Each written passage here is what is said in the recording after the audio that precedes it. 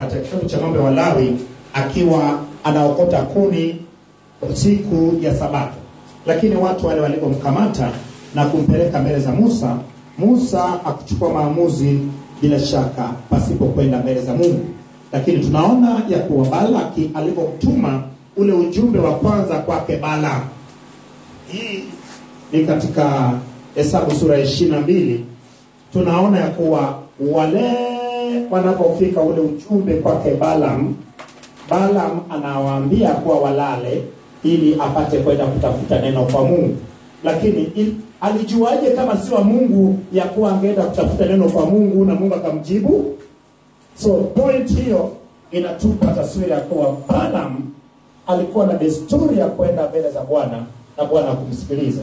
Ndio maana akawaambia kuwa hebu laleni hapa msubiri, yamkini Bwana atasema nami nitawapa taarifa. Na kweli usiku ule alipokwenda mbele za Bwana, Bwana alisema naye, na siku ile ifuata akawapa ujumbe ya kuwa hawezi kwenda kumlaani Yakobo na akawaondoa. Lakini walipokwenda wakamrudia Balak, maana kumbuka Balak alikuwa katika ile tambarare ya Moabu, lakini Balaam alikuwa nakaa Mesopotamia, yani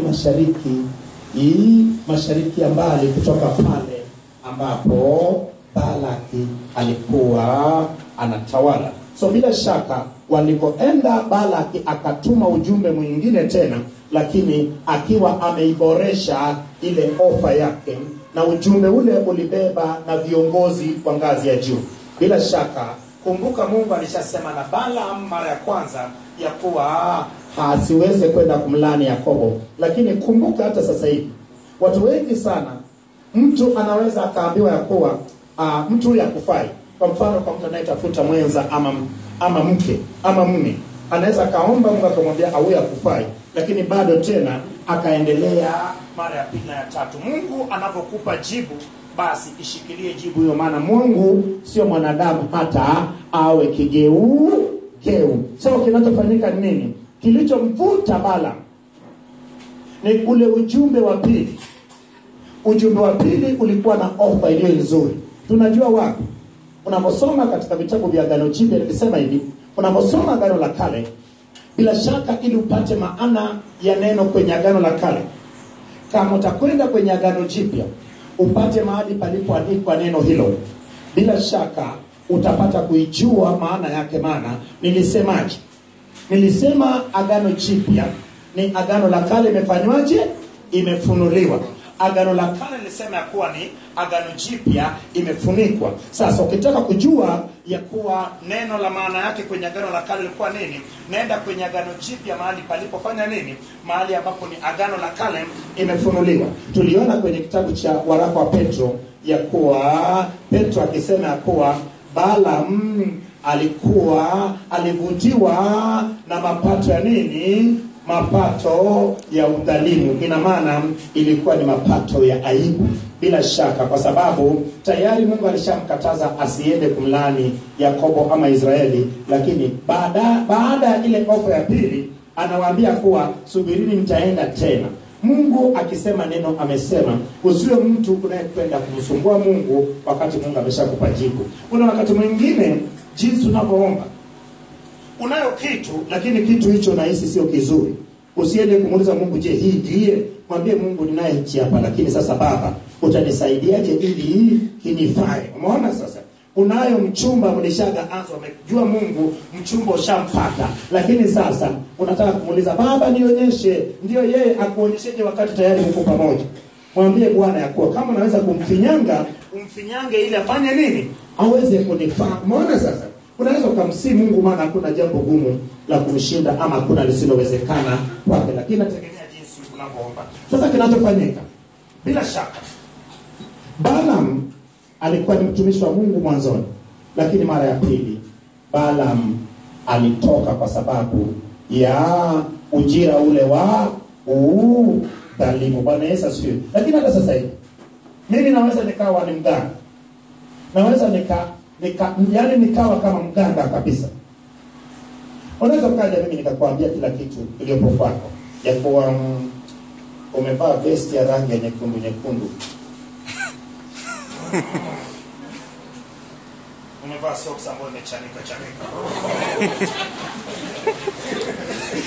Hallelujah! Prophesy!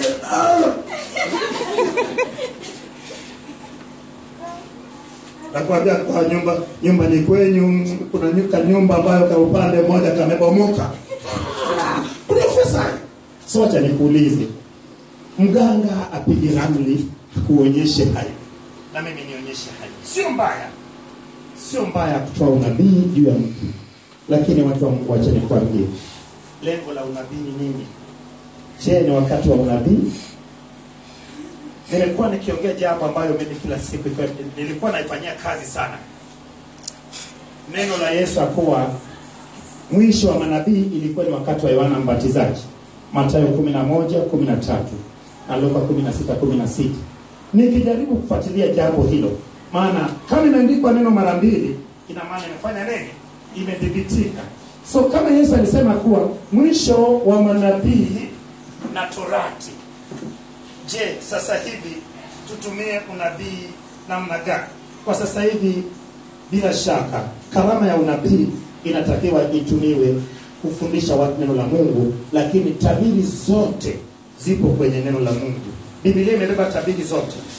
Ukiniambia habari za maisha yako, nitakufungulia kwenye Biblia ni wapi kinachokuhusu. Bwana Yesu asifiwe. So bila shaka Bala mara ya kwanza alikuwa mtu wa Mungu, na kama unavyojua wote huanza na Mungu, lakini shida ni kuna mali zake. Musa alianza na Mungu, lakini watu wale walipomsukuma sana, tuliona Musa hatimaye alitoka katika ile mpango wa Mungu wa kuingia katika nchi ya ahadi. Lakini kumbuka ya kuwa ungekuwa Musa, alafu maisha yako yote tangu ulipokuwa mtoto, kale mwanamke ambayo alikuwa ni mke wa yule Farao aliyekuwa anatawala, anakwenda anamuokota Musa. Musa anakaa pale, lakini moyo wake ukiwa na maono ya siku moja kuweza kuona watu wake ama watu wa taifa lake wakipata kuwa huru. Musa hatimaye anakuwa na anakuta ameua, anakimbilia Midiani, anakaa miaka 40, anapata kibali cha kurudi kule. Maisha yake yote katika ile miaka karibu 120, watu wa Mungu, Musa aliwekeza kwa ajili ya siku moja kurudi katika nchi yao. Hebu nikuulize, kama kuna kitu ambacho kiliweza kumuumiza Musa ni kutoingia Kanaani. Kama kuna kitu ambacho kitakuumiza, kutokwenda kurithi uzima wa milele, ama kutokwenda kumlaki Kristo Yesu, ama kufa katika dhambi, kutokufa katika Kristo. Watu wa Mungu, kuna njia mbili. Ama unatangulia mbele ya haki, na unapotangulia mbele ya haki ni vizuri sana ufe katika Kristo. Maana kuishi ni Kristo na kufa ni faida, na mauti ya mwenye haki ni ya thamani machoni pa Bwana. Unamalizaje safari yako? Umejua mara nyingi tumeaminishwa ya kuwa bila shaka katika mambo ya dunia, lakini mimi nakuaminisha katika neno la Mungu. Mengine yote ya kufuata. Tafuteni kwanza ufalme wa Mungu, mengine yote mtafanya nini? Mtazidishiwa. Umeona sasa? Sio mbaya kufanya kazi, maana Mungu mwenyewe amesema asiyefanya kazi na asifanye nini? Maasile. Na asiyekula anafanya nini? Asiyekula anafanya nini? Maana usipokula utakufa. Lakini sasa watu wa Mungu, je, Mungu anakuwa ni wa kwanza katika kazi yako ama biashara yako? Je, moyo wako unamtukuza Bwana kama tulivyosikia katika ule wimbo mzuri? Nasema hivyo watu wa Mungu, hebu tubadilike. Hebu tubadilike. Kama neno la Mungu umesikia tangu ukiwa mdogo, lakini haikuwa na impact kwenye maisha yako, kwa sababu wewe ni nani aliyekufundisha neno la Mungu la kweli? Mimi nataka watu wajue neno la Mungu. Nimetambua kitu kimoja, hata wazungu wajue neno la Mungu. Tunao washirika wetu wako Marekani, mpaka wengine wazungu. Lakini nilipoongea nao walikuwa wanauliza maswali mengi sana. Kuna wengine ni wachungaji wanafundisha, lakini haya mambo tunayofundisha hapa, unaona sasa hivi Marekani kule bado ni kwenye saa 10 usiku, saa 11. Ina maana saa 1 inakuwa kwenye saa 7 mchana. Lakini unaona sasa hivi kuna watu ambao wamekaa.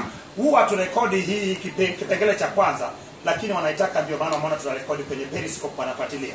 Lakini kinachofanyika nini? Mambo Mungu anafundisha hapa, ingawa yawezekani itoka kule kwao, lakini walishaacha kabisa. Walishaacha kabisa. Ndio maana nasema hivi, Mungu anainua kizazi kingine tena kitakachorudisha injili ya kweli. Umeona? Huyu ni mhubiri. Tena mhubiri wenye lugha nzuri. Umejua muimbaji ni mhubiri anayehubiri katika lugha iliyo nzuri. Umeona ujumbe wake? Mimi mwenyewe nilikuwa nimekaa chini pale nimeshindwa kuvumilia. Sasa mhubiri ambaye utakuwa angalau unafurahi huku nasikiliza uhubiri wake ni muimbaji. Lakini kama kuna mtu anaweza kupoteza watu ni muimbaji. Kama kuna mtu anaweza kupoteza watu ni mchungaji. Wacha nikwambie kitu kimoja. Mchungaji na mhubiri wote wanafanya kazi moja. Maana mhubiri pamoja na muimbaji. Muimbaji anatunga tungo zake kutoka katika neno la Mungu. Na ujumbe wake unatakiwa ufikie watu. Ujumbe huo unatakiwa yani iwe na lengo mama katika watu wanayesikiliza wimbo huo. Sasa na mimi hapa, lengo mama hapa ni nini? Kuona watu wote wakibadilika kwa kusoma Biblia na kujua ukweli. Ndio maana mimi sikusomei Biblia. Mimi nasoma Biblia kwa ajili yangu, lakini nataka nikuongoze kwenye kusoma Biblia. Ndio maana mimi nafuatilia kila mmoja. Ndio maana niko tayari kumfuatilia mtu hata kwenda kwake na kuhakikisha nasoma Biblia. Ukisoma Biblia na ukiwa na nia ya kujua Biblia, kila neno unataka kujua maana yake, utajua. Maana Bwana si anapenda wale wampendao na wamtafutao kwa bidii, maana hao ndio watakayefanya nini? Watakayemuona. Lakini huwezi kumuona pasipo kumtafuta kwa bidii. Unaweza kumtafuta tu hivi hivi usimuone, lakini lazima umtafute kwa bidii. Unamtafuta wapi? Tunamtafuta Bwana kwenye kusoma neno lake, kujifunza neno lake. Na wacha nikwambie kitu kimoja. Nilisoma Biblia miaka zaidi ya 4. Nikisoma maeneo, yani vipande, vipengele, sikuweza kujua Biblia. Lakini Mungu aliponiambia nianze kusoma Biblia mwanzo mpaka mwisho, nilikuwa ninakwenda kwa watumishi wa Mungu wanifundishe neno la Mungu. Wengine walinifukuza. Niliwahi kwenda kwa mtumishi mmoja nifundishe neno la Mungu, alinifukuza. Ondoka za kwako. Niliondoka. Lakini sasa niliumia sana, nikasema Mungu, ni nani atakayenifundisha neno lako? Watu wa Mungu, Mungu mwenyewe aliamua kunifundisha neno lake. Na Mungu alinifundisha neno lake katika njia ya ajabu sana. Mungu alinionyesha kuwa nianze kumtafuta. Nilianza kumtafutaje Mungu? Nilikuwa nikitembea nikiona karatasi ambayo imeandikwa neno la Mungu, nitaiokota vizuri, nitahakikisha nimeenda niisome vizuri. Nilikuwa napita mahali, nikipita sehemu ambayo imewekwa vitabu, natupa jicho, nikiona kitabu kinachohusu neno la Mungu, lazima nikinunue. Nilianza kutafuta kumjua Mungu. Na watu wa Mungu nasema hivi, lazima ubadilishe mtazamo wako. Mungu anajulikana kupitia neno lake. Unachokifanya hapo, unachoandika, ndio kumjua Mungu. Vinginevyo, wewe umesoma kitabu cha Kumbukumbu la Torati, lakini sikiliza leo nitakapotoa mwongozo wa Kumbukumbu la Torati, alafu utembee kama Bwana atakapofundisha, uone kama utashindwa kujua Kumbukumbu la Torati. Lakini sasa kwa taarifa yako, huwezi ukajua kitabu cha Kumbukumbu la Torati pasipo kujua kitabu cha Kutoka, Mambo ya Walawi na Hesabu, na hata kujua kitabu cha Mwanzo. Unapoongea habari za taifa la Israeli, lazima ujue ya kuwa taifa la Israeli inatengenezwa na watoto na wajukuu wa Yakobo. Ingawa katika kipindi kile na katika taifa la Israeli hapakuwa na neno babu wala mjukuu. Ndio maana unaona ya kuwa Yesu aitwi mjukuu wa Ibrahim, anaitwa mwana wa Ibrahim. Yesu aitwi mjukuu wa Daudi, anaitwa mwana wa Daudi. Ndio maana unaona hata Yakobo akaambiwa ya kuwa Mungu wa baba zake sio Mungu wa babu yake, kwa sababu hawakuwa na neno babu wala mjukuu, bali likuwepo neno mababa. So kinachofanyika kwa sisi sasa hivi, ukisema mababa na sisi hatuwezi tukaelewa, kwa sababu lazima useme ya kuwa taifa la Israeli imetengenezwa ama iliundwa na watoto 10 wa Yakobo pamoja na wajukuu wangapi? Wawili wa Yakobo. Hii ni kwa mujibu wetu sisi, lakini kwa mujibu wao ama wanaposoma kwenye Biblia iliumbwa na watoto wa Yakobo kwa mujibu wa. Lakini kuulize, je, Efraim na Manase walikuwa watoto wa Yakobo? Hapana. Walikuwa nani? Wajukuu. Walikuwa wajukuu. So unatakiwa umweleweshe mtu katika msingi ule, alafu ueleweshe mtu katika msingi huu wa sasa hivi. So kumbuka ya kuwa watu wa Mungu, bila shaka lazima uende kwenye kitabu cha Mwanzo, uanzie sura ya 12 uende mpaka sura ya 50 upate kujua taifa la Israeli. Na unapoanza kitabu cha Kutoka, inakuwa sasa taifa la Israeli imeshafanyika kuwa taifa, lakini katika nchi ya kigeni ama nchi ya utumwa. Ndio maana nasema ya kuwa uweze ukajua kitabu cha Kumbukumbu la Torati pasipo kuelewa vitabu 4 vya kwanza, kwa sababu kitabu cha Kutoka ni mwendelezo wa kitabu cha Mwanzo. Kitabu cha Mambo ya Walawi ni mwendelezo wa kitabu cha Kutoka, na kitabu cha Hesabu ni mwendelezo wa kitabu cha Mambo ya Walawi. Lakini kitabu cha Kumbukumbu la Torati ni kitabu ambacho ni usia, lakini pia ikifafanua zile sheria kwa mapana kwa ajili ya kizazi kipya kabla hawajaingia katika taifa takatifu. Bwana Yesu asifiwe. Nani mwingine mwenye swali? Swali.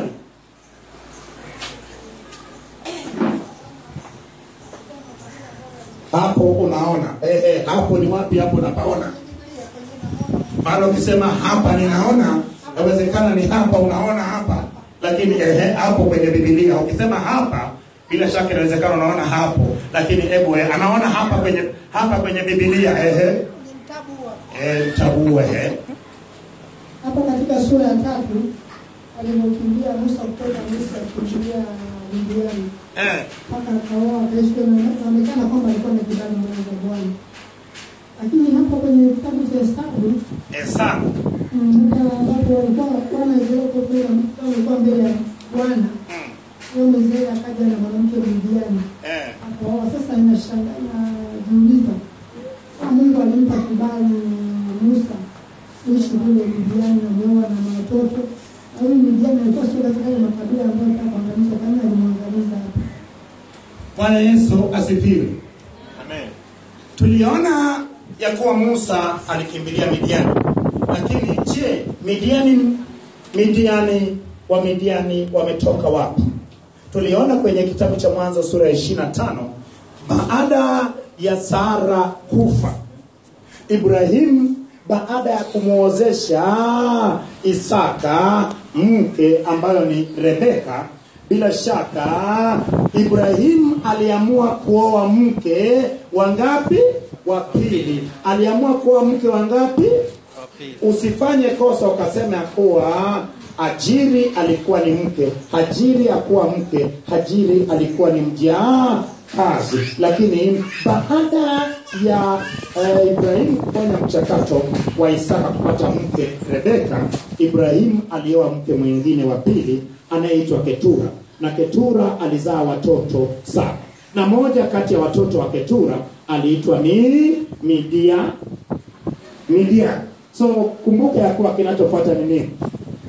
Kinachofuata, Musa, kumbe Mungu alimchukua akampeleka ili aende akalelewe katika msingi wa baba zake. Maana wa Midiani walikuwa ni wafugaji na walikuwa ni waumbali wa Ibrahim, walikuwa ni uzao wa Ibrahim. Na maana Musa amezaliwa kule Misri, lakini kumbuka Mungu anampeleka katika msingi gani? Msingi ya wao, maana kumbuka wa Midiani walikuwa wametoka kwa Ibrahim. Lakini kumbuka ya kuwa Mungu hakuwa na tatizo na wa Midiani mpaka wapi? Mpaka pale ambapo wana wa Israeli walipokuwa jangwani. Kumbuka ya kuwa walikuwa na mahusiano mazuri na wa Midiani.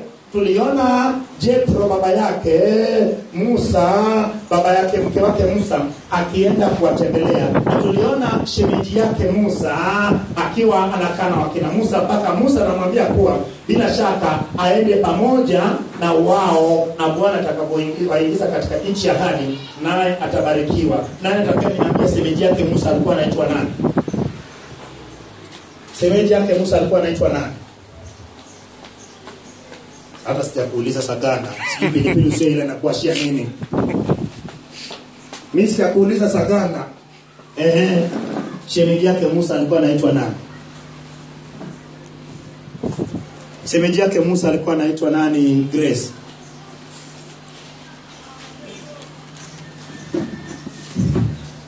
Shemeji yake Musa alikuwa anaitwa nani? Wewe uliyekuwa umenijibu kunirudi kwako. Shemeji yake Musa alikuwa anaitwa nani? Aliitwa Yakobabu. Na je, uzao wake ilikuwa inaitwaje? Walikuwa wanaitwa Wakeni. Bwana Yesu asifiwe. So kumbuka ya kuwa mpaka wakati huo Wamidiani walikuwa na mahusiano mazuri na Mungu. Lakini ilipotokea wana wa Israeli walipofika pale katika ile tambarare ya Moabu, bila shaka mfalme wa Moabu alifanya nini?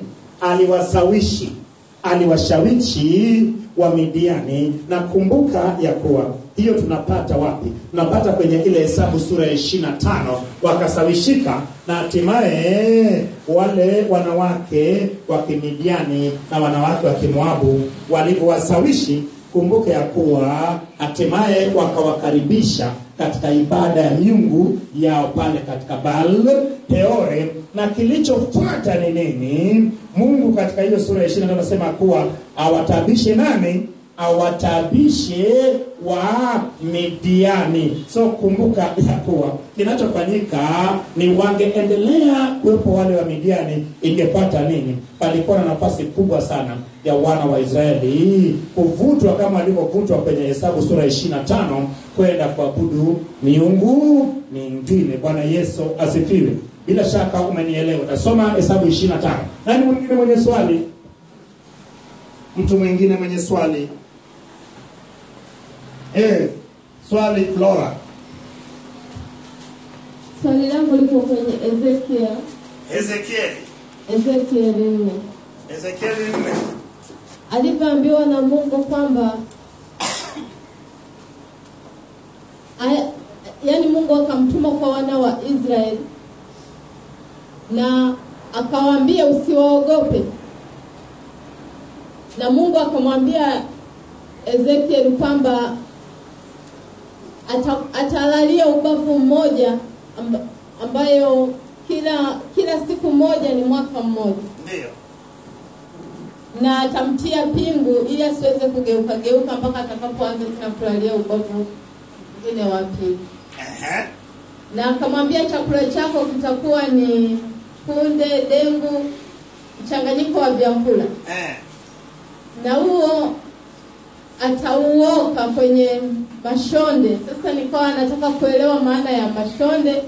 Alafu na yeye akajitetea akasema mimi sijawahi kula nyamavu wala vyakula wala mnyama aliyelaluliwa. Bwana Yesu asifiwe. Mashonde bila shaka yalikuwa ni kinyesi cha mwanadamu, lakini yaliyefanya nini? Yaliyekauka. Ndio maana akasema hakuwahi kula nyamafu. Maana kama unavyojua ya kuwa wana wa Israeli walikuwa na desturi ya kutogusa chochote kilichotoka kwa mwanadamu. So nakumbuka kama tulipoona kwenye kitabu cha Mambo ya Walawi ya kuwa ungegusa chochote kinachotoka kwa mwanadamu, bila shaka ungefanyika kuwa nini? Najisi. Lakini kumbuka Mungu alikuwa anamuonyesha Ezekieli katika matendo mambo ambayo yalikuwa yanakwenda itaendelea kutokea katika taifa la Yuda. Kumbuka Ezekieli alikuwa ni mmoja kati ya wale watu waliobebwa katika uhamisho wa pili, ambayo ilikuwa ni mwaka wa 595. Baada ya uhamisho wa kwanza uliokuwa mwaka 605, ambao ya kwanza ilikuwa ni watoto wa kifalme wenye maarifa ndio waliyekuwa wakina Danieli, wakina Shadrach, Meshach na Abednego. Lakini uamsho wa pili ambao ilikuwa ni mwaka 595 walichukuliwa watu wenye uwezo, ndipo akachukuliwa na Ezekieli. Lakini kwa kipindi hicho Ezekieli alikuwa ni moja kati ya vijana waliyekuwa wanaandaliwa kuwa ni kuhani, maana yeye baba yake alikuwa ni kuhani. Lakini pata picha kuwa walipopelekwa utumwani, Mungu anamwambia kuwa sasa anataka uwe ni nani? Uwe ni mlinzi. Umeona sasa? Ina maana atoke kwenye kazi ya ukuhani, maana kumbuka ya kuwa hekalu alikuwepo tena, njia ya kuabudu Mungu haikuwepo tena, maana wako utumwani sasa. Akapewa sasa awe na kazi ya unabii. Bwana Yesu asifiwe. So kumbuka ya kuwa Agano la Kale ilikuwa ni agano la nini? Ilikuwa ni agano la udhibitisho katika ulimwengu wa kawaida. Ina maana kila kitu Mungu alitakiwa adhibitishe, afanye. Hapakuwa na kitu kinachoitwa imani. Agano Jipya ni imani. Agano la Kale ilikuwa ni katika ulimwengu wa kawaida. Ndio maana unaona Musa akitaka kitu lazima aende mbele za Mungu kwa baba, nataka nivuke hapa bahari ya Shamu, lakini watu hawa sasa watanipiga kwa mawe. Nifanye nini? Mungu anasema na nini mkononi mwako? Nina fimbo, nyosha fimbo mpite. Umeona sasa? Ilikuwa katika agano la kimwili. Pata picha kuwa niliwahi kufundisha hapa mwaka jana ya kuwa Isaya aliwahi kutembea miaka mingapi Yerusalemu? Miaka 3 akiwa nini? Akiwa uchi. Lakini Yeremia aliwahi kubeba mzigo ambao ni kongwa akitembea nayo, lakini ikiwa ni ishara ya kuwa yale atakayotokea. Niliwahi kufundisha pia ya kuwa Ahabu, wa kipindi cha Ahabu, palikuwa na moja kati ya wana wa manabii ambayo alimwendea mtu akamwambia kuwa nipasue. Ule bwana akafanya nini? Akamuonea huruma. Akasema unionea huruma utaona. Alipotoka simba ikafanya nini? Ikamrarua, ikamua. Lakini alipomwendea mwingine alimfanyaje? Akampasua kweli kweli. Akamwendea mfalme Ahabu akitokwa na damu. Akamwambia jinsi nilivyopasuliwa hivi ndivyo taifa la Israeli itafanywaje? Itapasuliwa. Lakini kwa sasa hivi usiwe mtu unayetaka kuona kila kitu unataka kuona. Yesu alisema ya kuwa, akamwambia Toma ya kuwa ni heri mtu yule anayefanya nini? Anaye sadiki pasipo. So tuko kwenye agano jipya, lakini ni agano la imani. Ndio maana ukiomba uhitaji mpaka uone eti imeshakuwa. Ukishaomba unaamini yako imeshafanya nini? Imeshakuwa. Hebu tumpigie Bwana makofi makubwa. So mashamba yalikuwa kama nilivyokuambia ya kuwa ni uchafu wa mwanadamu, lakini yaliyekauka. Bwana Yesu asifiwe. Kuna mtu mwingine aliyekuwa anasema kuwa ni nani ya ng'ombe, lakini si ya ng'ombe, ya mwanadamu. Bwana Yesu asifiwe. Nani mwingine mwenye swali? Costa. Mimi nauliza kuhusu Haruni na Musa. Maana Mungu anasema kwamba hawataweza kuingia katika nchi ya Israeli ya Kanaani. Kwamba wao walimkosea. Ndio. Sasa mimi nauliza kama walinyimwa kuingia katika nchi ya Kanaani ambayo tunajua kwamba ni nchi takatifu. Unaona? Na hapa jinsi tunavyoona kwamba tunaambiwa kwamba hii agano la kale ni agano lililofunikwa. Na sasa hivi tupo katika agano jipya lililofunuliwa. Sasa nauliza katika huo ulimwengu wa roho kwamba Haruni na huyo Musa, je, wameingia katika mji mtakatifu? Bwana Yesu asifiwe. Bwana Yesu asifiwe. Habari za mtu kuingia katika mji mtakatifu, hilo ni swala ambalo liko mkononi mwa nani? Mwa Mungu Baba, kwa sababu Yesu alisema kuwa hakuna aliyefanya nini? Aliyekwenda, ila aliyefanya nini? Aliyeshuka. So habari za mbinguni kwanza, hakuna mtu aliyeingia mbinguni. Kumbuka ya kuwa kuna mahali ambapo watu wapo ambao ni paradiso. Maana kumbuka Yesu atakapokuja kulaki kanisa, atakuja kunyakua kanisa lake. Watakapokwenda kumlaki ndipo watafanya nini? Watapata kwenda kuingia mbinguni. So habari za Musa yuko wapi?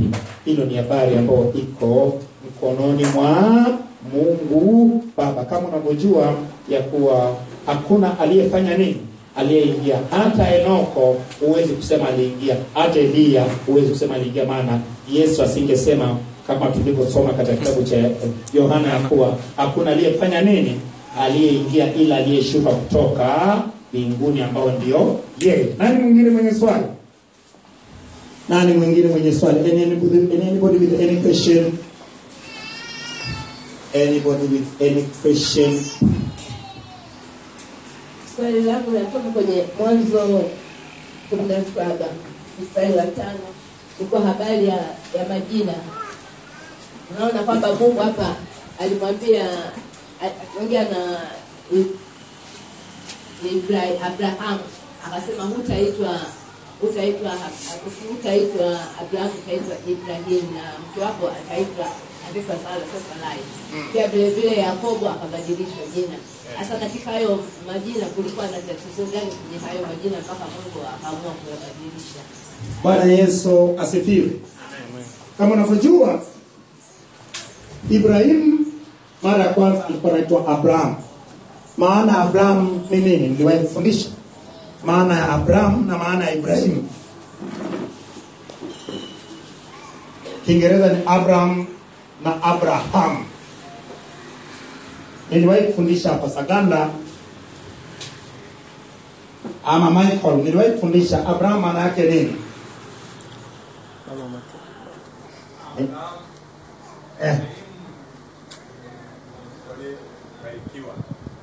The exalted one, Abraham.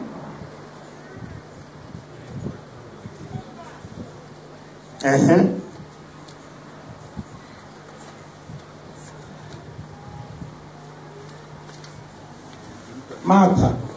Niliwahi kufundisha hapa maana ya Abraham na Ibrahim na maana ya Sarai na Sara.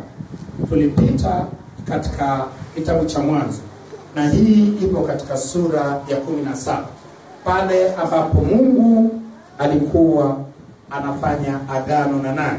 Anafanya agano na Ibrahim, na akiwa anasema ya kuwa agano hilo ishara yake itakuwa ni tohara. Nani atakaye nijibu?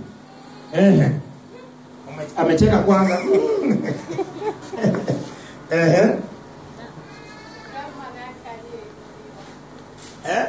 Aliyeinuliwa. Abraham, Ibrahim. Abraham.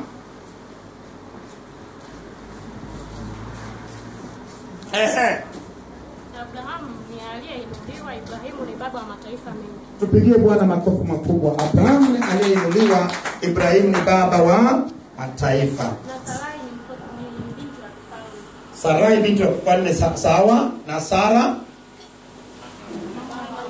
mama wa mataifa. Sara ni mama wa mataifa na Sarai ni binti wa mfalme. Bwana Yesu asifiwe. So kinachofanyika ni kama unapojua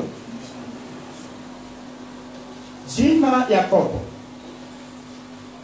maana yake ilikuwa ni muongo, a deceiver. So kama unapojua hakuna jinsi ambayo angeweza kubarikiwa katika jina lile pale. So akapewa jina jipya, na baraka zake zilipitia katika jina gani? Jina jipya. Kumbuka Ibrahim alipata watoto na kuongezeka na kuwa baba wa mataifa baada ya jina lake kufanya nini? Baada ya jina lake kubadilishwa. Hebu nikuulize, wewe jina lako limebadilika, haijabadilika? Wewe jina lako limebadilika, halijabadilika? Nione anayesema jina langu limebadilika, mchungaji. Jina lako limebadilika, unaitwa nani? Mwana wa Mungu. Mwana Mungu. Tupigie Bwana makofi makubwa. Wote waliyempokea Mungu wamefanyika kuwa wana wa nani? Kwa Mungu. Wacha nikwambie, mimi nasimama mbele yako kama mwana wa Mungu. Ni nini kilichofanya Yesu akaangamizwa? Maana alisema yeye ni mwana wa Mungu, wakasema ya kuwa amefanya nini? Amekufuru, na hawahitaji mashahidi mengine, bali adhabu yake ni nini? Ni kifo, maana amefanya nini? Amekufuru. Umeona sasa? Lakini kumbuka ya kuwa wewe unakuaje mwana wa Mungu? Tumeona katika ile sala Baba yetu wa mbinguni, wanafunzi wa Yesu walipomwambia kwa Bwana, tufundishe kuomba kama Yohana Mbatizaji alivyofundisha wanafunzi wake, Luka 11 na Mathayo sura ya 6. Lakini kwenye Luka ndio wanafunzi wake wakamwambia, Luka sura ya 11, wakamwambia tufundishe kuomba ama kusali kama Yohana Mbatizaji alivyofundisha wanafunzi wake kusali. Akasema, msalipo semeni Baba yenu wa mbinguni. So kumbuka ya kuwa wote waliompokea Kristo Yesu wamefanyika kuwa ni wana. So wacha nikwambie, ukisimama kama mwana wa Mungu, shetani anakupisha. Watu wengi hawajui hili. Wakati wa kuomba, simama kama mwana wa Mungu. Mara nyingi hujajua siri hiyo. Hiyo ndio kitu ambacho lazima ujue, maana kumbuka ya kuwa tumefanyika kwa wana wa Mungu. Tumefanyikaje kwa wana wa Mungu? Naomba nisikilize. Ukisoma katika kitabu cha Kutoka sura 19 mstari wa 6, Mungu anamwambia Musa kuwa amechagua taifa la Israeli kuwa kwake taifa la kimakwani na mzaliwa wa kwanza, na akasema watakaposikia neno lake na kulitii, basi watakuwa kwake tunu. Umeona sasa? Lakini anawaambia kuwa na watu wengine ama mataifa mengine pia ni yeye ndiye amefanya nini? Ameumba. Lakini tukaona agano lile likitimilika katika Kutoka sura ya 24, katika ile damu ya ng'ombe aliyechinjwa chini ya mlima Sinai juu ya ile madhabahu iliyotengenezwa na wale vijana, na bila shaka ikakamilika katika mlo waliyekula juu ya mlima wale waliochaguliwa 70 pamoja na Musa, Aruni na wale watoto wake ambao walitangulia kufa, ambao ni Nabiu na Adamu. Lakini sasa tuliona kwenye Yeremia sura ya 31 mstari wa ngapi Eric? Wa 31. Yeremia 31 mstari wa 31, tunaona ya kuwa Mungu anaambia wana wa Israeli kupitia Yeremia kuwa atafanya nao agano lingine iliye bora, ambayo kumbuka zile sheria hazitaandikwa kwenye mawe tena, bali katika mioyo yao, lakini watamjua kutokea wadogo mpaka wakubwa. Lakini bila shaka akasema itakuwa ni sheria bora, itakuwa ni agano iliye bora. Lakini agano hilo litakuja kutimia katika Kristo, na katika ile Luka sura ya 22 mstari wa 20, ambayo ilikuwa ni climax ya agano jipya. Agano jipya ni katika ule mulo wa mwisho. Yesu akachukua kikombe, akasema hiki ni kikombe cha agano jipya katika damu yangu itakayefanya nini? Itakayemwagika kwa ajili yenu. Bwana Yesu asifiwe. Lakini umeona sasa, ukienda katika kitabu cha Petro wa kwanza sura ya 2 mstari wa 9, utaona ikisema kuwa sisi ambao hatukuwa ni taifa, sasa tumefanyika kuwa ni taifa, lakini pia taifa la kimakwani. Hii ni baada ya wana wa Israeli kulikataa kuharibu ile agano. Bila shaka sasa sisi tuliyekuwa ni mzaituni mwitu sasa tumekatwa, alafu tumepachikwa katika nini? Katika shina ya mzaituni wa nini? Wa kweli. So kumbuka ya kuwa sisi tu warithi pamoja na Waisraeli. So kinachofanyika, kumbuka ya kuwa na sisi sasa kupitia Yesu Kristo tunafanyika kuwa ni wana wa nani? Wana wa Mungu. Unapoamini ya kuwa Kristo alifufuliwa na ukiri katika kinywa chako kuwa Kristo ni Bwana, basi unakuwa umeokoka. Ukiokoka unafanyika kuwa mwana wa Mungu. Nimejaribu kueleza ili upate kuelewa. Acha nikwambie, usiposoma Biblia huwezi kuelewa. Usipoangalia agano la kale lilikuwa ni kivuli na agano jipya ambao ni utimilifu wetu. Umeona sasa, nimejaribu kujibu swali la nimejaribu kufafanua jibu aliyejibu ya kuwa yeye ni mwana wa Mungu, lakini sasa nimeenda kwenye kivuli na picha na ramani ambao ni taifa la Israeli, alafu nikarudi kukamilisha katika sisi. Nani mwingine mwenye swali?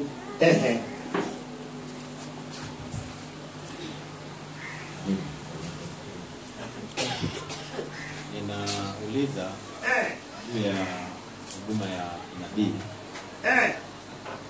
Nafikiri kimekuwa ikishamiri sana kwenye wanafunzi wetu huu. Ndio. Sasa nilitaka kuelewa askofu ni hiyo huduma. Lazima tuwe kuna option mbili. Amina. Kama ni huduma iliyo sawa au ni huduma isiyo sawa. Ndio kama kusema ni sawa. Kuna sababu ya kuambatana nayo. Amina. Na kama si sawa, amina, kuna sababu ya kuchukua tahadhari. Amina. Nataka kuelewa hilo. Bwana Yesu asifiwe. Amen. Swali hilo ni tricky sana. Lakini kumbuka hivi. Jambo la kwanza ni anaileta katika msingi wa sasa hivi ya kuwa je, kama ni kweli tukubaliane nayo, na kama si kweli tusikubaliane nayo. Sasa narudi katika point yangu kama nilivyosema mara ya kwanza. Yesu alisemaje juu ya manabii? Alisema ya kuwa manabii na Torati. Hebu tusome. Soma kwenye Luka 11, Luka 16:16, alafu tusome kwenye Mathayo 11:13. Nijibu katika Biblia. Nijibu katika Biblia.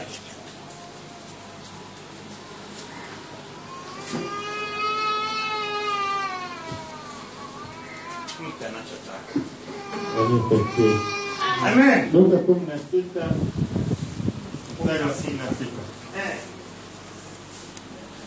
Imeandikwaje? Torati na manabii vilikuwapo mpaka Yohana. Tangu wakati huo habari njema ya ufalme wa Mungu hutangazwa, na kila mtu hujiingiza kwa nguvu. Nimeishia hapo. Soma na Mathayo 11:13 ambayo ndio ni sawa kama hiyo. Mathayo sura ya 11 mstari wa 13. Kwa maana manabii wote na Torati walitabiri mpaka wakati wa Yohana. Baada ya Yohana endelea. Na ikiwa mnataka kukubali, yeye ndiye Elia atakayekuja. Bila shaka kwenye ile 16 Luka inasema ya kuwa na ufalme wa Mungu, habari njema ufalme wa Mungu inahubiriwa. Sasa nisikilize. Agano la Kale iliongozwa na unabii, kwa sababu ilikuwa inatabiriwa mambo ambayo yangekuja kutokea, ambayo tabiri zote ilikuwa inaelekeza watu kwa Yesu. Na bila shaka kumbuka ya kuwa nabii kama Musa alikuwa na kitabu alichokiandika. Ina maana ilibidi apokee kutoka kwa Mungu ndipo sasa apate kusema. Lakini kumbuka ya kuwa Yohana Mbatizaji ndio wa kwanza kutabiri, kutangaza ya kuwa tubuni, maana ufalme wa Mungu umefanya nini? Umekaribia. Lakini Yesu naye pia baada ya kujaribiwa alipoanza kuhubiri kule Galilaya, naye akasema watubu, maana ufalme wa Mungu umekaribia. Lakini sasa ufalme wa Mungu ni nini? Ufalme wa Mungu ni neno la Mungu, lakini inayeongoza watu katika kuishi maisha matakatifu, itakaye ongoza watu katika kurithi uzima wa milele. Yesu akasema ya kuwa ufalme wa Mungu hautakuja kiasi kwamba mtaiona kwa ndio ile pale, lakini ufalme wa Mungu ni katika neno. Tunaona pia katika sala Baba yetu wa mbinguni, Baba yetu wa mbinguni, jina lako litukuzwe, ufalme wako ufanye nini? Ufalme wako uje. Ina maana unapofundishwa habari njema ya ufalme wa Mungu, inayekuongoza na kukuandaa katika ujio wa Yesu, unyakuo, na hatimaye urithi ile nchi mpya na mbingu mpya ama Yerusalemu mpya. Bila shaka ufalme huo unakaa ndani yako. Je, kwenye agano la kale ufalme huo ulikuwaje? Mungu alipomuumba mwanadamu, lengo la Mungu lilikuwa ni ushirika mzuri na mwanadamu. Lakini huo ushirika uliharibika pale katika bustani ya Eden, pale ambapo mwanadamu alipodanganya.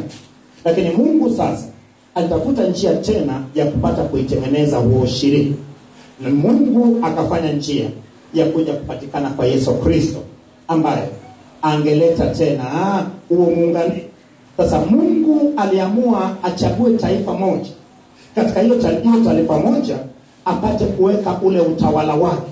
Ndio maana Mungu alikuwa ni mtawala wa taifa la Israeli. Waisraeli walikuwa wanatawaliwa na Mungu. Utawala unaoitwa theocratic state. Theocracy, utawala ambayo Mungu ndiye anayetoa sheria, Mungu ndiye anayetoa maamuzi, Mungu ndiye anayeongoza, Mungu ndiye anayefanya kila kitu. Lakini sasa kumbuka ya kuwa mpango ule walipata kuikataa na kuiharibu. Walipoikataa na kuiharibu, Mungu akaamua sasa ya kuwa huo ufalme sasa uje tena. Maana ulitowekaje? Ufalme huo ulitoweka pale ambapo mji wa Yerusalemu katika mwaka wa 585 ulibomolewa na kuteketezwa kwa moto, pamoja na hekalu la Bwana. Na ile uwepo wa Mungu uliokuwepo kwenye ile sanduku la agano ilifanya nini? Sanduku la agano ilipotea. Lakini ilipopotea, ukiangalia katika kitabu cha Ufunuo sura ya 11, utaona ya kuwa katika ile hekalu la mbinguni, moja kati ya vyombo vilivyopo pale tuliona na utaona ya kuwa ni ile sanduku la agano. Kwa nini ile sanduku la agano ilitoweka ghafla, lakini katika maono ya Yohana sanduku ile la agano lionekane mbinguni? Ina maana Mungu akauchukua akaupeleka mbinguni akauhifadhi. Lakini sasa ufalme wa Mungu sasa kupitia Yesu Kristo unaletwa katika neno, ili sasa isikae katikati yetu, bali ikae ndani yetu. Inapokaa ndani yetu sasa imuongoze kila mmoja akiwa katika maandalizi ya kuja, akitangulia mbele ya haki, afe katika Kristo ili aje kufufuka katika ule ufufuo wa kwanza. Lakini kama Kristo Yesu akirudi aende kumlaki. Lakini kumbuka, ameshaandaliwa kwenye kuishi maisha matakatifu, ule ufalme ukiwa ndani yake. Sasa nabii kama nabii, twende katika sasa Yesu alipokamilisha kazi yake. Tunaona katika Mathayo 28:19 Yesu akakutana na wanafunzi wake kule Galilaya katika mlima Mzeituni, lakini akawa anawakemea kwa kutokuamini kwao. Lakini tayari Yesu, maana alishawavuviwa Roho Mtakatifu, na akawaambia pia wasubiri mpaka wakavikwe uweza, ambayo ilikuja kutokea siku 10 baadaye, ambayo ilikuwa ni siku ya 50 tangu Yesu alipofufuka. Sasa Yesu katika agizo lake alisemaje? Yesu alisema ya kuwa enende. Ina maana Yesu aliacha mitume enende, lakini wanayekwenda ni nani? Ni wale mitume wake. Kumbuka mitume wale hawakuwa ni mitume mara ya kwanza, walikuwa ni wanafunzi wa Yesu waliofundishwa katika miaka 3.5 wakakamilika. Lakini anawaagiza wanafunzi wale sasa si wanafunzi tena, wamehitimu ni mitume. Anasema enendeni sasa, lakini mkawafanye mataifa yote kuwa ni wanafunzi wangu, mkiwabatiza kwa jina la Baba, Mwana na Roho Mtakatifu, na mkiwafundisha kuyashika yote niliyowaagiza. Sio Musa aliyewaagiza, sio Yohana aliyewaagiza, bali aliyeagiza Bwana Yesu. Lakini kumbuke ya kuwa akasema ya kuwa atakuwa pamoja nao hadi mwisho. Lakini anakuwaje nao? Ina maana walipotoka akawa anatenda kazi pamoja nao la katika neno. Sasa kumbuke ya kuwa kuna kitu ambacho mimi kama mimi huwa naamini ya kuwa Yesu alikuwa na karama zote. Yesu alikuwa na ofisi zote. Naamini wale 11 ambao Yesu aliacha, pamoja na kwa jumla wale 500 waliokuwa alipokuwa anapaa juu, walikuwa na karama zote, walikuwa na huduma yote. Maana hatuoni katika wale wanafunzi wa Yesu aliyewatuma kama kuna nabii ama kuna huduma zingine, lakini anayeleta huduma hizi ni nani? Anayeleta huduma hizi ni Paulo. Paulo alijenga katika msingi wa Yesu, lakini kinachofanyika ni nini? Bila shaka mimi naamini kabisa kuwa ninayo karama ya unabii, ninayo karama zote, ninaweza nikatabiri, lakini sihitaji kutabiri, maana sio wakati wa kutabiri, bali nahitaji nikuambie hii ni neno la hekima. Hebu tupigie Bwana makofi makubwa. Sasa sihitaji kunyosha kidole mheshimiwa. Kama utanyosha kidole ni wewe. Lakini asomaye na afanye nini? Nafahamu. Mambo Roho Mtakatifu ambia nani? Makanisa. Bwana makofi mengine kwa ajili ya Bwana. Maana usikia kasema kwa Bwana imeandikwa mistaki Bwana, mistaki. So tunawaambia vizuri. Of course hata wewe ukikaa na Mungu vizuri, Mungu atakupa neno. Anaweza kuonyesha neno la mtu, akikuonyesha sie tunamtabiria. Anachokuonyesha Mungu inaitwa neno la hekima. Tukijengwa katika habari njema ya ufalme wa Mungu ambao ni katika neno la Mungu, inatakiwa fanya nini? Ihubiriwe katika mataifa yote. Wacha nikwambie, mara nyingi watu wengi sana wanapokwenda kanisani, kama nikianza kutabiri hapa, hakuna atakayeshika mafundisho haya. Mchungaji amepita karibu na mbona mchungaji unanitabiria unanigusa? Kila mtu prophesy. I receive. Yaani sasa watu wamekaa mkao wa kureceive na kuprophesy, lakini je, neno la Mungu liko wapi? Sitaki kukuaminisha katika mambo mengine. Alaniwe mtu yeye anayemtumainia nani? Huku moyoni mwake amefanya nini? Amemwacha Mungu. Ndio maana angalia, nabii hawezi akamtukuza Yesu Kristo siku zote. Atajitukuza yeye na atamtukuza Mungu wake. Mungu wa nabii, mimi ndio naweza. Lakini kumbuka ya kuwa ndivyo walivyo. Lakini wacha nikwambie Yesu akasemaje? Yato kutona kama na mashato kutona kama. Yohana 14:16. Yesu anasema ya kuwa sina budi kuondoka, nami nitamuomba Baba yangu, naye atawaletea msaidizi mwingine, naye atakuwa ni mfariji wenu, naye atakuwa ni msaidizi wenu, naye atakuwa ni mwalimu wenu. Lakini yeye atanena habari za Yesu, yeye atashuhudia habari za Yesu, hatashuhudia lia kwake. So kila roho isiyomshuhudia Kristo, basi weka question mark. Hiyo sio haitoki mbinguni. Pigia Bwana makofi.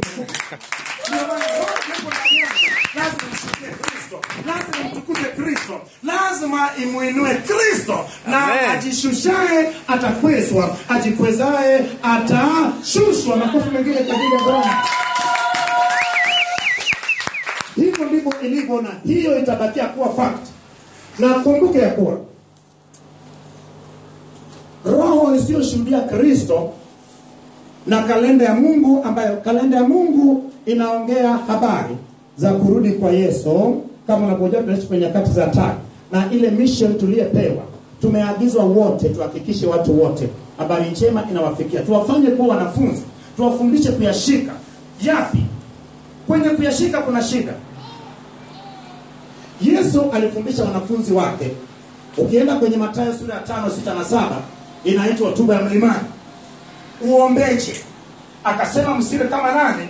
kama wanafiki wanayekaa kwenye njia panda ama wanayesimama katika masinagogi wakisali sala nini ndefu, wakidhani ya kuwa watajibiwa kwa ajili ya hilo. Bali amesema ya kuwa na mtu na aingie kwenye chumba chake cha siri. Yawezekana usiingie chumbani lakini ukawepo, lakini kumbuka ya kuwa moyo wako ndio chumba chako cha sirini. Lakini umeona sasa, ufungeje, utalitambuaje? Mathayo sura ya 7, 5, 6 na 7, hotuba mlimani imekueleza wewe mwanafunzi wa Yesu jinsi ya kuishi. Sura ya 5 inaanza kusema kuwa akapanda mlimani, kisha wanafunzi wake wakafanya nini? Wakamwendea, naye akaketi, akafungua kinywa chake, akaanza kuwafundisha ya kuwa heri nani atakayeniendea heri. Martha, upo? Salamu zao.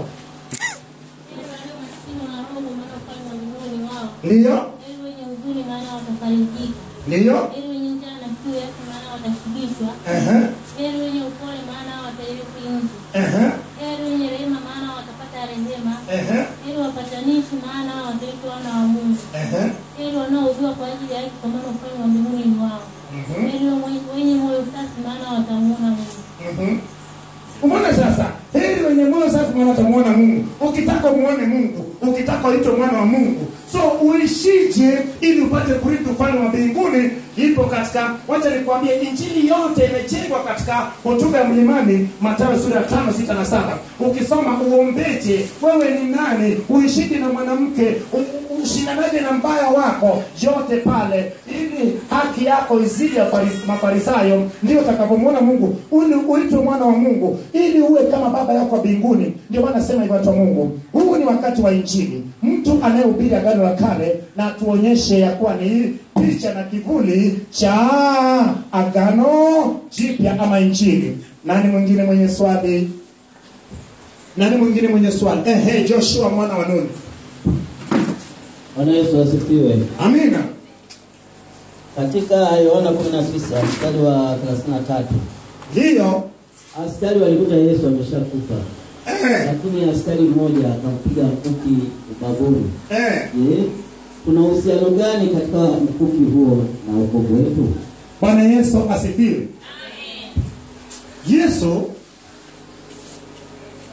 alikufa. Lakini kwa nini yule askari alimchoma na mkuki?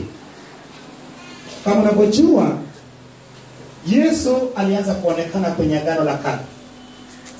Yesu alikuwa ndio yule mwanakondoo wa Pasaka, ambayo yule mwanakondoo wa Pasaka aliyekuwa anachinjwa siku ya Pasaka. Yule mwanakondoo alikuwa ni mnyama asiyekuwa na hila, na pia hakutakiwa katika kuliwa nyama yake ivunjwe nini?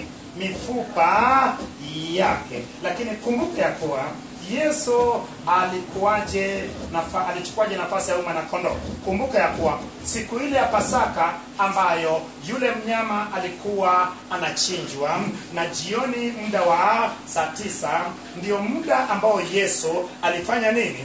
Alikufa. Lakini kumbuka ya kuwa ilibidi Yesu awe na vigezo vinavyoendana na yule mwanakondoo wa Pasaka, kama kweli yeye ndiye aliyekuja kuchukua nafasi ya yule mwanakondoo wa Pasaka. Kumbuka ya kuwa Yesu Kristo angevunjwa mifupa yake, asingekidhi vigezo ya kuwa ndio yule mwanakondoo wa Pasaka. Lakini kumbuka ya kuwa Yesu alikufa saa 9, na saa 9 hiyo alipokufa saa 9, kumbuka ya kuwa Wayahudi siku yao inaanza saa ngapi? Siku ya Wayahudi inaanza jua inapofanya nini? Inapozama. Ina maana Yesu asingetolewa juu ya msalaba pale na jua likawa limezama akiwa juu ya msalaba, atakutakiwa kuguswa mpaka Jumamosi jioni jua ilipokuwa inafanya nini? Inazama. So kinachofanyika ni wale watu walitaka Yesu afe haraka, lakini walipokwenda kwa wale wezi ambao walisulubishwa pamoja na Kristo wakakuta hawajafa, kumbuka ya kuwa wakata miguu, ina maana kuvunja mifupa, ili damu ichuruzike ili wafe haraka. Lakini walipomwendea Yesu wakakuta Yesu tayari ameshafanya nini? Ameshakufa. Lakini yule nani? Yule mwanajeshi aliyemchoma ubavuni mwake na mkuki, ilikuwa ni kudhibitisha kuwa amefanya nini? Amekufa. Lakini kumbuka, ikatoka maji na nini? Maji na damu. Katika maji na damu iliyotoka, na kupa tafsiri tofauti. Mtoto anapozaliwa unatoka maji na nini? So pata picha ya kuwa kama kuna kitu, damu, tunayeshinda nayo mauti, na katika damu inayetufanya tuzaliwe upya ni katika ile damu na maji yaliyotoka katika ubavu wa Yesu. Tunaitumia kushinda mauti, lakini pia ndiyo inayefanya uzaliwe nini? Uzaliwe upya. Bwana Yesu asifiwe. Hakuna kitu kilichotokea katika maisha ya Yesu ambayo haikuwa picha ya kitu, haikuwa ni uhalisia wa kitu. Ndio maana nilipoanza kufundisha kama miaka 5 iliyopita, nilikuwa nasema ya kuwa Mungu anasema ya kuwa siku moja atatusaidia tuwe tunaunganisha Biblia kuanzia mwanzo mpaka mwisho. Umeona sasa? Tunapofundisha kitabu cha Agano la Kale, sehemu yoyote inayo sehemu yake ya kuunganisha kwenye Agano Jipya. Nilipoanza kwenye kitabu cha Mwanzo, nilisoma Mwanzo na watu nikuwafundisha, lakini niliwapeleka kwenye kitabu cha Ufunuo. Sura 3 za kwanza za Biblia na sura 3 za mwisho za Biblia. Tuligundua ya kwamba katika sura 3 za kwanza ya Biblia paliumbwa jua, paliumbwa mianga, paliumbwa mbingu na nchi. Lakini sura 3 za mwisho za Biblia tuliona ya kuwa mbingu itatoweka, nchi itatoweka, na jua litaondolewa, na nuru itakayeangaza ni nuru gani? Ni nuru ambayo ukisoma Mwanzo sura ya 3, sura ya kwanza mstari wa 3, imeandikwa kuwa nianzie mwanzo. Hapo mwanzo Mungu aliziumba mbingu na nchi, naye nchi ilikuwa ni ukiwa na tupu, na giza ikatulia kwenye kilindi cha uso wa maji. Roho ya Bwana akatulia juu ya maji. Kisha Bwana akasema na iwe nini? Nuru. Hiyo nuru ilikuwa ni Yesu. Ukienda kwenye Yohana sura ya kwanza inasema kuwa, ukienda chini kidogo inasema kuwa na hiyo nuru ilikuwa nani? Hiyo nuru ilikuwa ni Yesu. Tunaona kwenye sura 3 za mwisho kuwa katika ule mji nuru yake atakuwa ni mwana kondoo. So umeona sasa, sura 3 za mwisho za Biblia na sura 3 za kwanza ukiunganisha zinaunganika kabisa. Maana katika sura 3 za kwanza laana iliingia, katika zile sura 3 za Biblia za mwisho laana inaondolewa. Lakini katika sura 3 za kwanza, kumbuka mwanadamu anafukuzwa kwenye bustani ya Eden. Sura 3 za mwisho za Biblia mwanadamu anakaribishwa tena baada ya kushinda katika ile mji mtakatifu ambayo ina vigezo na ile bustani sawa na bustani ya Eden. Unaona sasa? Ukiunganisha lazima uongelee Agano la Kale, uongelee Agano Jipya. Ndio maana maagano haya mawili lazima utambue tofauti ya Agano la Kale na Agano Jipya. Ndio maana ishi Agano Jipya.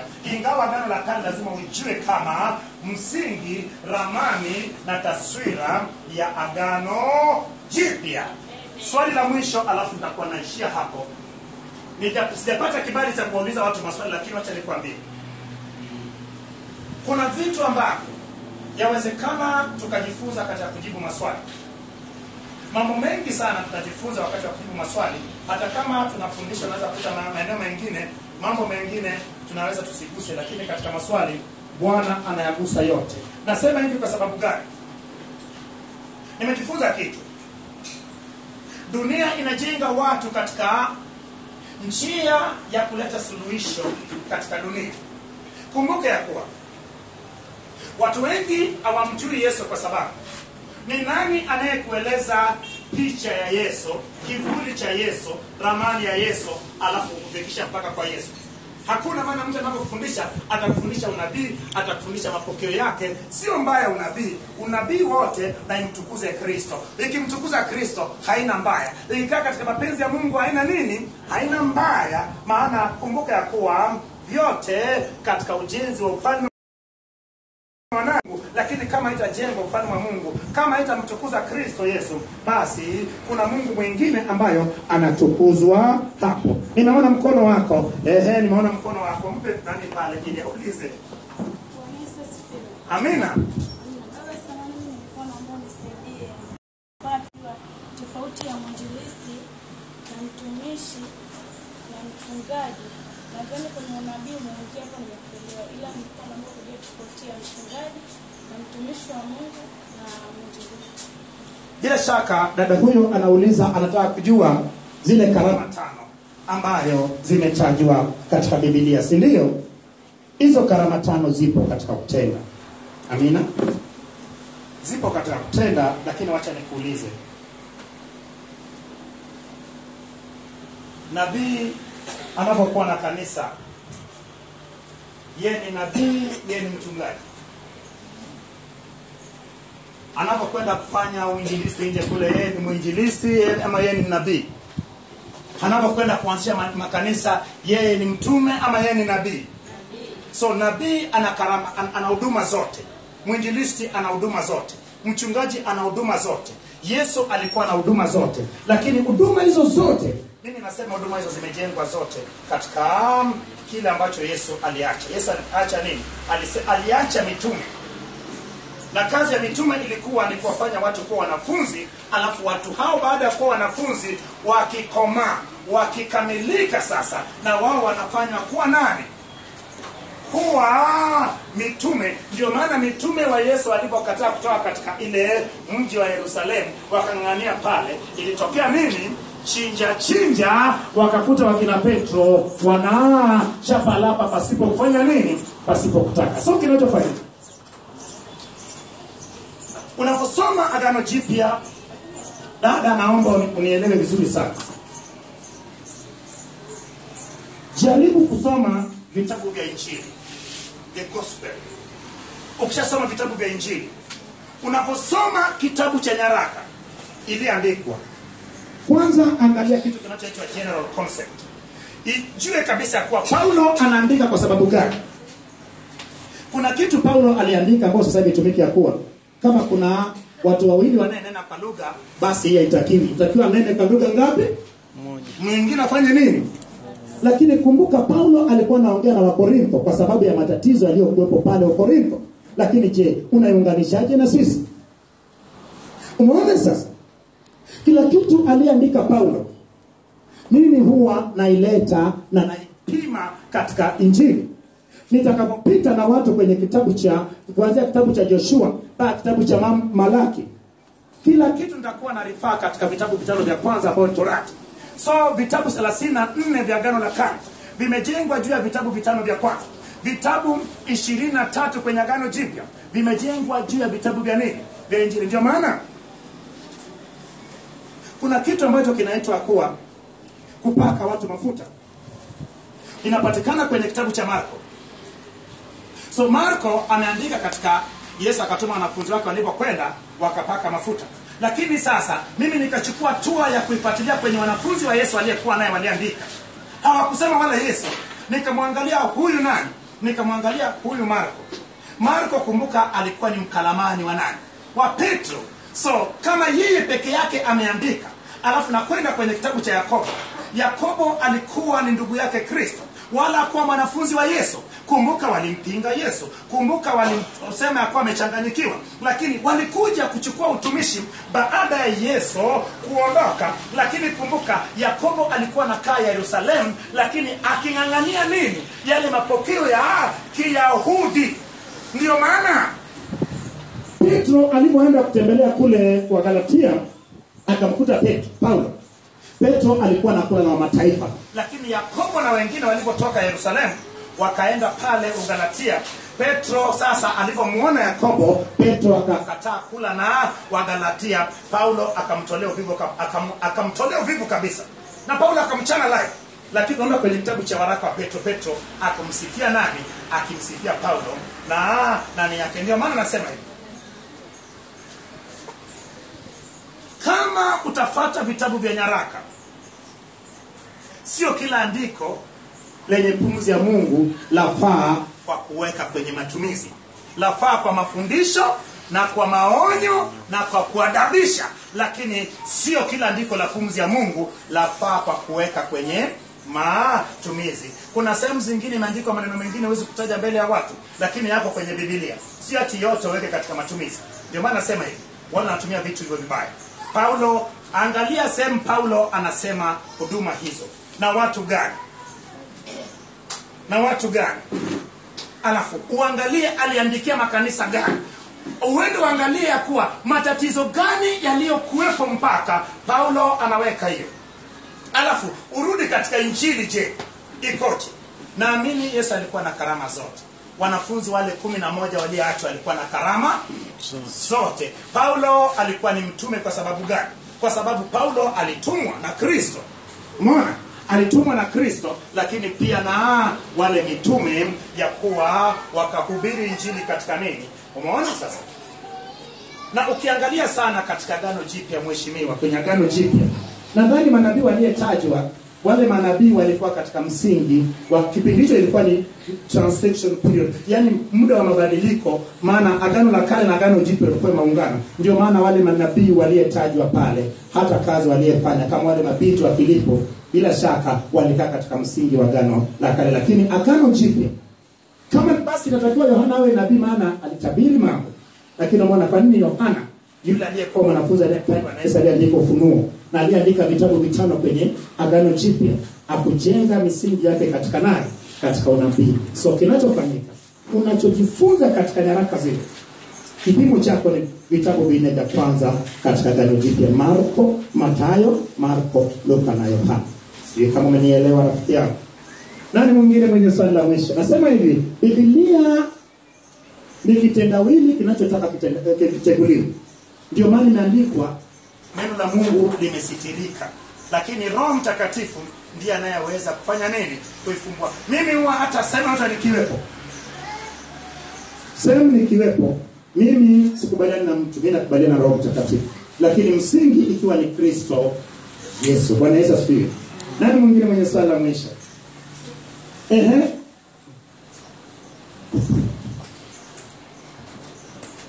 Niliwahi kukutana, wacha nikupe ushuhuda. Nilikutana na kijana mmoja. Kijana kama wawili watatu. Walikuwa wanajiita manabii. Nikamwambia, bwana mimi mchungaji. Akitu tulipoanza walitaka kunipiga siku moja. Wataka kunipiga kabisa kwa mchungaji. Unasema mimi nisimfieke mchawi. Mimi siku hiyo nilinyamaza, maana imeandikwa usishindane na mtu mmoja. Lakini siku nyingine niliwachokonoa. Wakakubali wakae chini, alafu nianze kufungua nao Biblia. Waliinua mkono juu, mpaka sasa hivi hawajiiti manabii tena. Wanajiita wachungaji, na wanaendelea huduma zao, na hawafiki mchawi, hawaui mchawi, kwa sababu Yesu alisema kuwa mwana wa Adamu hakuja kufanya nini? Kuangamiza, bali alikuja kufanya nini? Kuokoa. Muombe huyo mchawi aokoke. Na yeye kama umekaa vizuri kwenye neno, mchawi akupate. Watu wa Mungu nafanya kazi ya Mungu kwenye mji huu na duniani kote.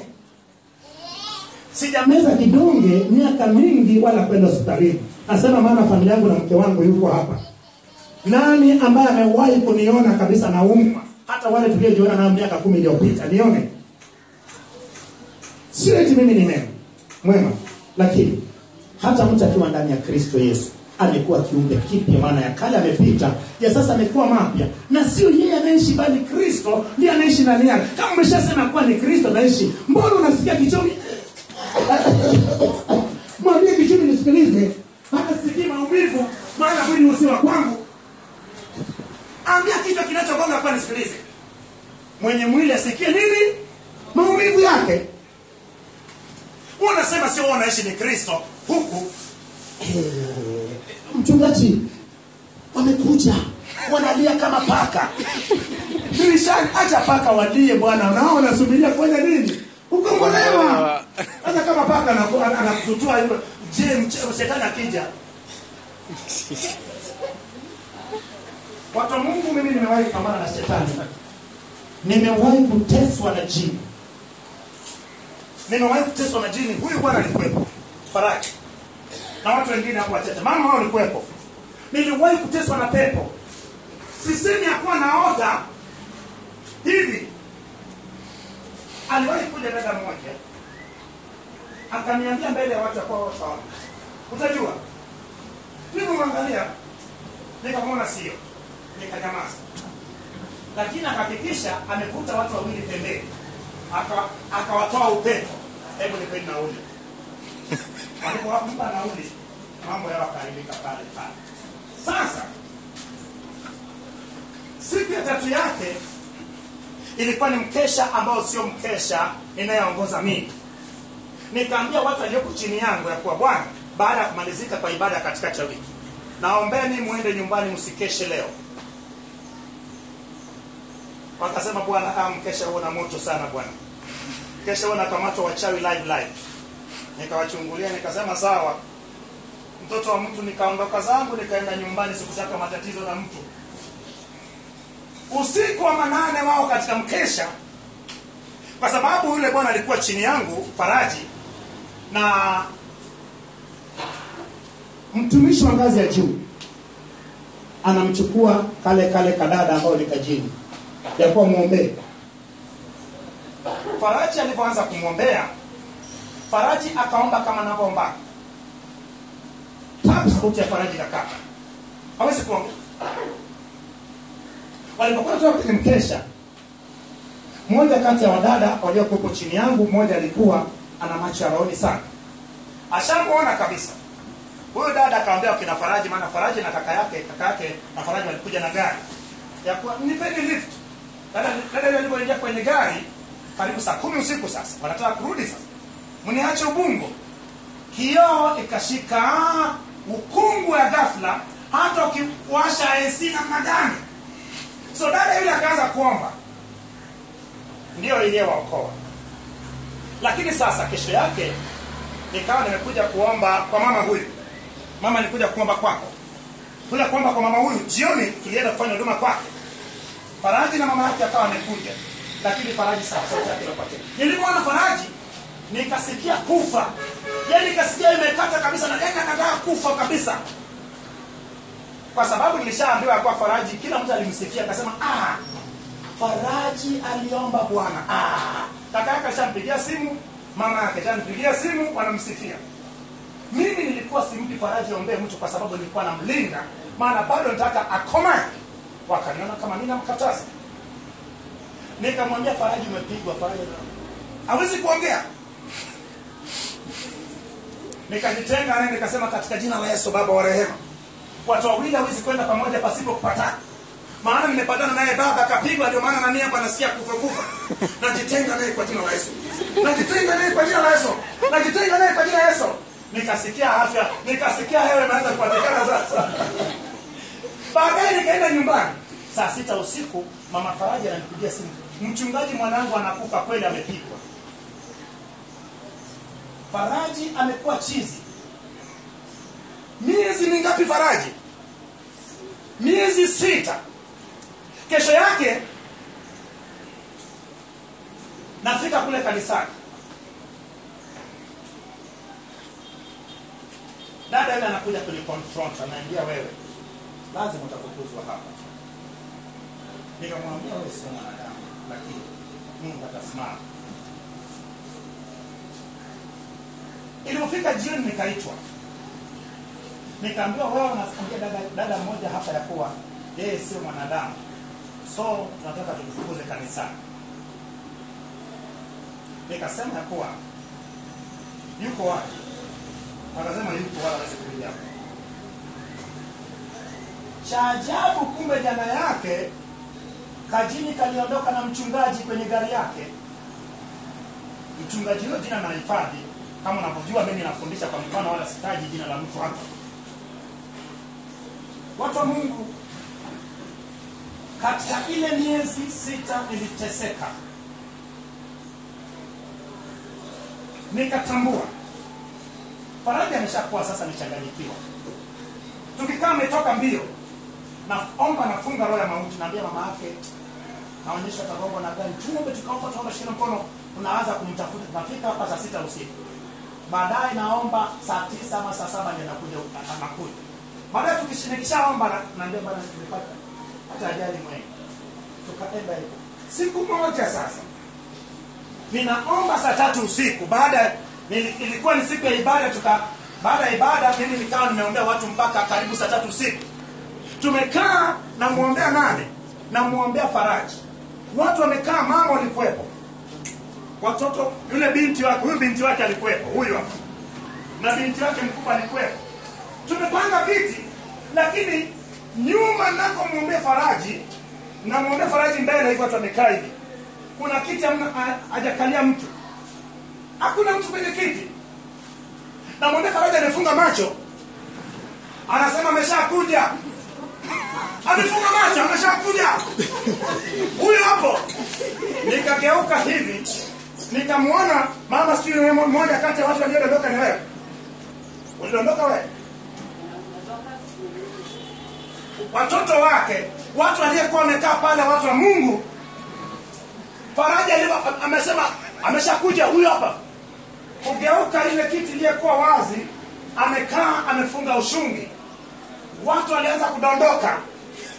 Walidondoka, watu wakadondoka, wakapoteza ufahamu wengi. Alitoweka ama kaondoka? Alielekea baharini. Ni kitu live kabisa. Niliishi maisha magumu katika mji huu.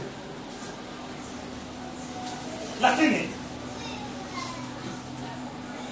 Mungu alikuwa ananifundisha kitu. Ndio maana nimekuambia hivi.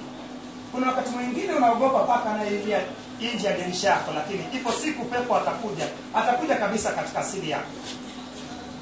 Usiogope, maana aliyeko ndani yako ni mkuu. Usiogope, maana wewe ni mwana wa Mungu. Usiogope, maana unayaweza yote katika yakutie nguvu. Usiogope, maana waliopo upande wako ni wengi kuliko waliopo upande wako. Usiogope, maana wewe ni mwana wa kweli. Usiogope, maana wewe unao neno la Mungu la kweli. Bwana Yesu asifiwe. Amen. Watu wa Mungu, nimesema hivyo sio kwa kujikweza, lakini nimesema hivyo ili uone. Lakini Mungu alinifundisha. Haikuwa mara moja, ilikuwa mara nyingi. Na unapomshinda shetani kwenye ulimwengu wa kiroho, anakuja kwenye ulimwengu wa kawaida. Unaposhinda vita kwenye ulimwengu wa kiroho, anakuja katika ulimwengu wa kawaida. Ndio maana watu wengi wanayekutana nao, usidhani kama wote ni wanadamu. Ndio maana kinachofanyika ni nini? Anza kuplay tough. Wazungu wanasema kwa when it gets tough, let the tough get boring. Kuna wakati pepo litakuja kimwili kabisa. Kimwili ukimshika kiroho, anakuja kimwili. Katika ile miezi 6 watu wa Mungu, nilikuwa na kufa. Jumapili iliyofuata, baada ya ibada sasa, watu wamejaa, ameletwa chizi moja ametoka kule Kigamboni, maana Mungu alikuwa anawaponya kupitia mimi. Naanza kuombea watu, nikaitwa. Kaambia wale watu wote waondoke nyumbani. Alafu waambia kuwa umepata udhuru. Watu wa Mungu, nisiweke uongo kwako ukabebe, utakufa. Na usiwaambie kama nimekuambia. Nikatoka vile vile. Nikaenda, nikaambia watu, nendeni nyumbani maana nimepata udhuru, tutaonana katikati ya wiki. Pale nikapata blackout. Yaani nikapoteza ufahamu pale. Natembea sioni. Begi langu nikaacha, mimi nikaanza kutembea napita katikati ya uwanja. Kumbe watu wananiangalia. Watu wa Mungu, nilikuwa naenda nikaingia kwenye gari naenda Mbagala. Badala naelekea Tegeta. Sioni. Kwa sababu iliwekwa uongo kwenye kinywa chako, alafu nikaungana naye. Usiseme uongo, mtakatifu wa Bwana. Jitenge na uongo. Jitenge na mabaya. Maana watu wawili hawezi kwenda pamoja pasipo kupatana. Acha dhambi. Kumbe wale wote hao sasa wanakuja mbio. Nilitolewa kwenye ile gari, nikaingizwa kwenye gari ya kina Faraji. Wakaendesha gari mpaka tukafika Bunju. Tulipofika nyumbani sasa, ndipo nikashtuka. Nililia kweli kweli. Baada ya hapa nikaambia watu hao yakuwa nimeshinda sasa. Ndio sasa nikawaeleza watu hao waliokuwepo. Baada ya hapo sasa, akawa sasa akija anakuwa mbali sasa awe karibu na mimi. Lakini mwishoni, mara ya kwanza kuomba ya kuwa na kupeleka kuzimu na kufungia ni siku ya hukumu ya Bwana na usitoke tena katika jina la Yesu, ndicho kilichomshinda yule jini, na mpaka leo sijawahi kumtia machoni tena. Ikawa ndio mwisho, na bila shaka tukajifunza sana, lakini tumewahi kumuona kwa jicho hili. Ndio maana nasema hivyo kwa Mungu, uwe jasiri, maana wenye haki wa Bwana ni majasiri kama simba, wasiokuwa wa haki ukimbia katika kukimbizwa, lakini ujasiri wako ni katika neno. Kumbuka Yesu alimshinda shetani sio kwa sababu alikuwa na upako. Kama ni upako, Yesu alitoka kufunga, alijaa na upako, lakini alimshinda shetani kwa sababu neno la Mungu lilikuwa ndani yake. Alitumia neno la Mungu tena inayoendana na wakati na sehemu husika. Ndipo Yesu alipomshinda shetani. Nashinda shetani kwa sababu ya neno la Mungu la kweli ndani yake. Lakini vingine, mimi nasema hivi, jifunze neno la Mungu. Jifunze neno la Mungu. Sema tujifunze neno la Mungu. Tujifunze neno la Mungu. Tujifunze neno la Mungu. Tujifunze neno la Mungu. Lakini sasa unapotaka kujifunza neno la Mungu, mtu wa Mungu, anza chini. Kinachoanza juu ni kaburi tu. Kinachoanza juu lazima kiende wapi? Chini. Kaburi linaanza wapi? Juu. Linaenda wapi? Chini. Anza chini. Na uwe tayari kujifunza. Usiseme wewe unajua. Unaponiona hapa mimi sijui, mimi ndio najifunza neno la Mungu. Natumainia siku moja nipate kumuona Bwana kweli kweli na sawa sawa katika neno lake. Wote kwa pamoja turudi katika kujifunza neno la Mungu. Basi nafikia mwisho wa kipengele cha kwanza, lakini naomba kwanza makofi makubwa kwa ajili ya Bwana Yesu. Utakapokwenda nyumbani, tafuta daftari lako, kaa utafakari yale ambayo Bwana amesema nasi hapa. Kama kuna neno ama jambo ambalo umeisikia mara ya kwanza, iandike chini. Iandike chini, na kama inakusumbua, tafuta, ifanyie utafiti upate kulijua. Kaa na mtu mwingine tena. Jifunze, jifunze, jifunze, jifunze. Itakuwa ni mwanzo wako kujua neno la Mungu. Bwana Yesu asifiwe.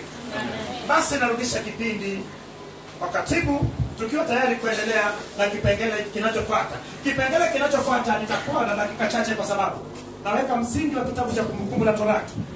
Na ili kesho tunaanza kupitia Kumbukumbu la Torati sura ya kwanza, na tunatumainia kumaliza kitabu cha Kumbukumbu la Torati mwezi wa 12, ili mwaka huu tuwe tumefanyia kazi vitabu 5 kwenye Biblia, na mwakani tutaona Mungu anatoa ramani gani. Bwana Yesu asifiwe. Amen. Nione ukipunga hivi juu ukisema haleluya. Haleluya. Haleluya. Bwana Yesu asifiwe. Bwana Yesu asifiwe watu wa Mungu. Amen. Tunaingia sehemu ya pili ya ibada, lakini kabla tupate wimbo. Faraji, uko tayari?